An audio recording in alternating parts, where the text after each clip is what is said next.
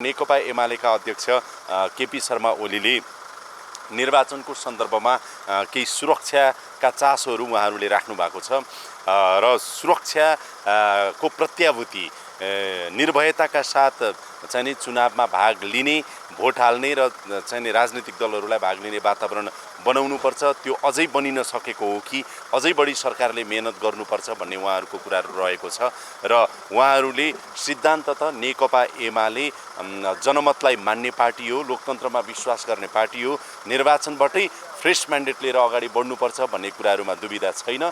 त्यसमा नेकपा एमाले त्यो लाइनमा चाहिँ स्पष्ट रूपमा छ। तर अहिले व्यावहारिक रूपमा चाहिँ सुरक्षाको हिसाबले चुनाव गराउन सक्ने अवस्था छ कि छैन भनेर उहाँले चाहिँ चासोहरू राख्नु भएको छ र सुरक्षाको वातावरण बनाउनु पर्यो, निर्वाचनको वातावरण बनाउनु पर्यो भन्ने उहाँहरूको कुरा रहेको छ।